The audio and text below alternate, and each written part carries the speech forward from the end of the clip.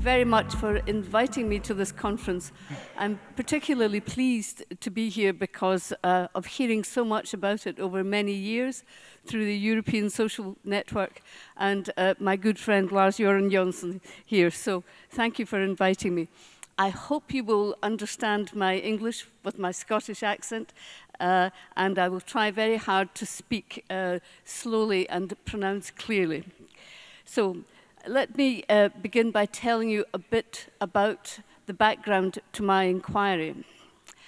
I was commissioned by Rotherham Metropolitan Borough Council in 2013 to carry out an independent inquiry into child sexual exploitation in the town and its surrounding areas, covering a period of 16 years from 1997 to 2013. Rotherham and its surrounding areas has a population of 260,000. It's a former coal and steel area and has an above average unemployment, deprivation, health problems, etc. Its ethnic minority population is around 6%, mostly of Pakistani heritage, and that's the term that I agreed with the community leaders that they wish to use. So let me move straight on to my report and its findings. I want to begin by clarifying two important points. The first is that the inquiry related specifically to the sexual exploitation of children, not to the wider issue of child abuse. We used the definition of sexual exploitation contained in United Kingdom government guidance, which draws a distinction between exploitation and abuse.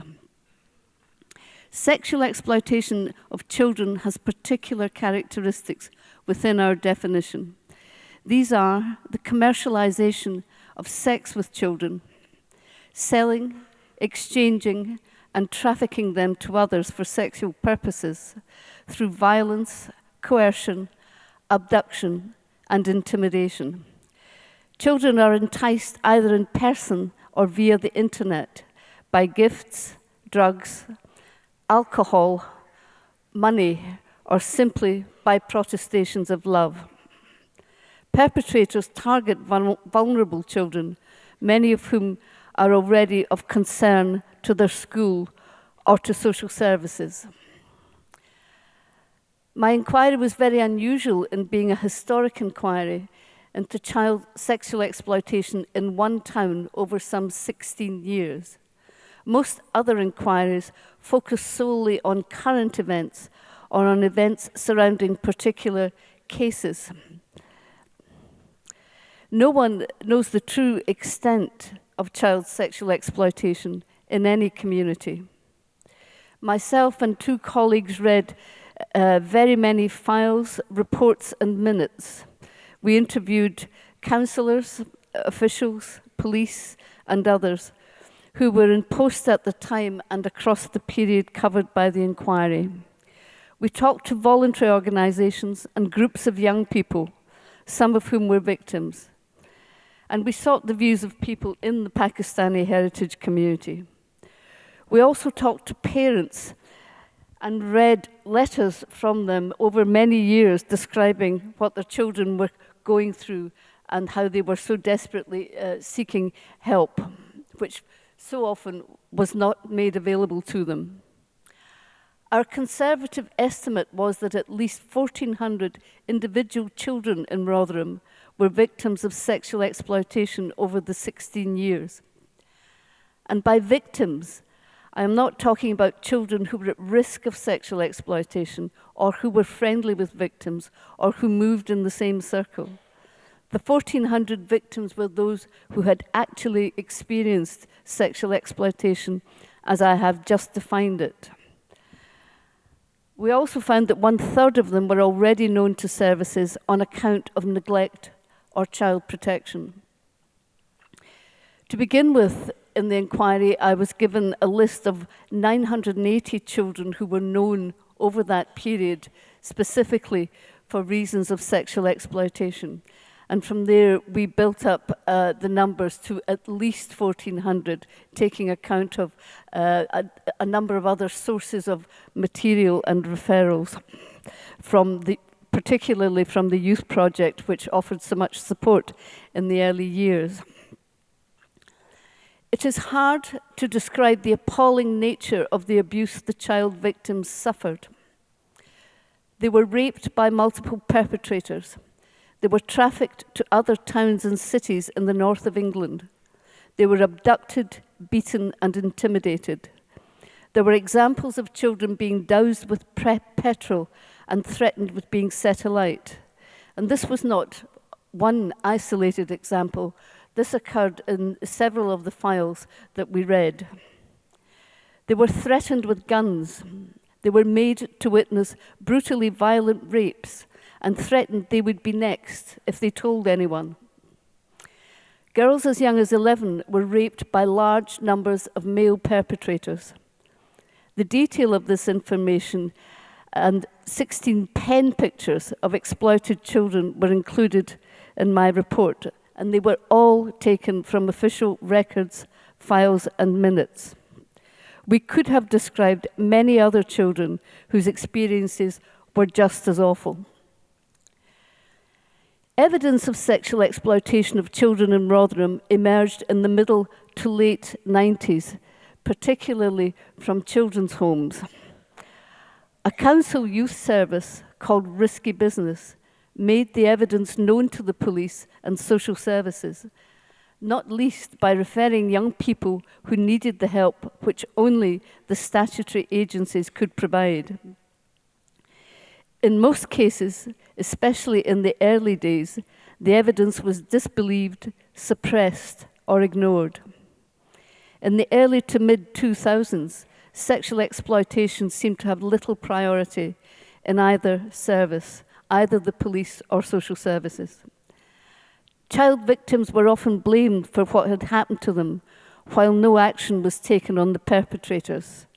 We saw, for example, or read about children, young girls as young as 11, found naked in the back of a car, and they were arrested for being abusive to the police rather than the adult males who were with them and who clearly had been involved in sexual activity with them. And this most certainly did not occur once, but many times.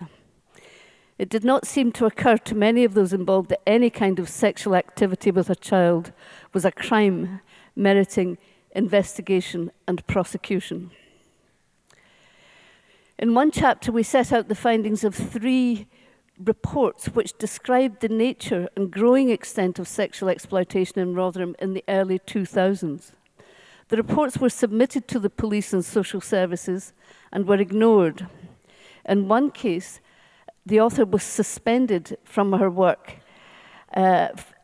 on the basis that she had fabricated the files and exaggerated the extent of the abuse taking place.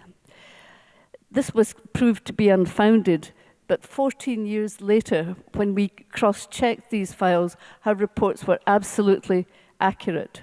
And that young woman, who was a lawyer at the time, had her career and life damaged severely by that experience.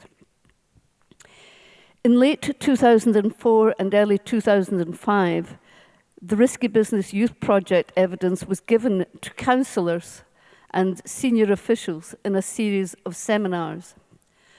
Their content was explicit about known perpetrators, their ethnic origins, and where they operated, and still nothing was done.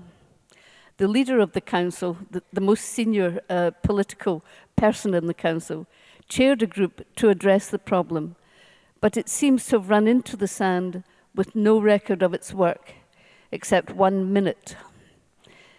Only in the late 2000s was positive action taken by the police and their partners to identify and prosecute offenders. And even at that stage, until 2012, only 5 men had been successfully prosecuted and jailed. From 2007, Children's Social Care also committed more resources to the issue.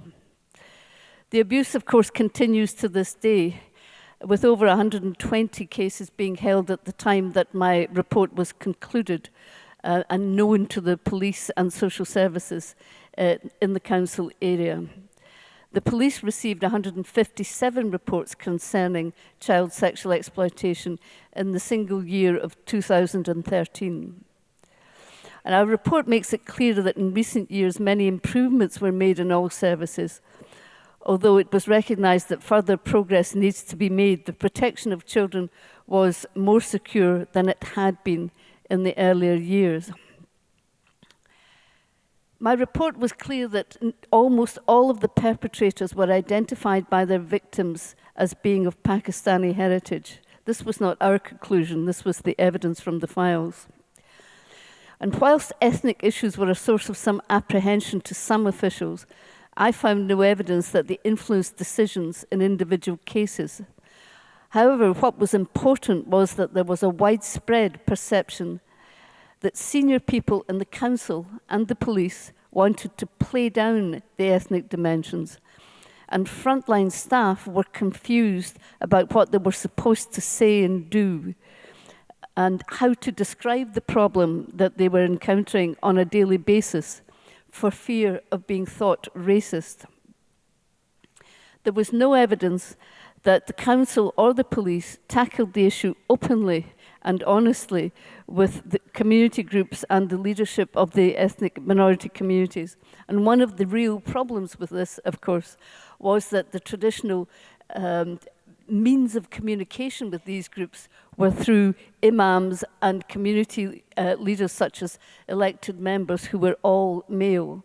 So there was so little contact with the women in these communities who had very strong views indeed about how they could have helped, but they could not do so at that time and appear to undermine their own community leadership. To summarize my report, the question inevitably arises as to why those in a position to do something so blatantly failed to act over such a long period of time. I found no single answer to this. I was told that some elected members seemed to be in denial about the issue and refused to believe such a thing could happen in their town. Others thought it was a one-off problem that would go away. And there was also concern not to bring the ethnic issues out in the open for fear that it might damage community cohesion. Others said that it would compromise police operations if the issue had been publicly discussed.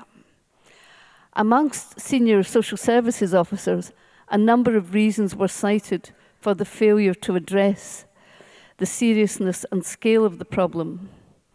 There was concern about the resources that this kind of child abuse could consume. At the time, greater priority was given to the protection of younger children. There were professional jealousies apparent in the relations with the Risky Business Youth Project, and a persistent sense that the issue was being exaggerated, despite the evidence to the contrary. And finally, personal attitudes of some officers in the council and the police towards the girls involved in the early years may have contributed to a negative approach to helping these children. In effect, they regarded these girls as prostitutes.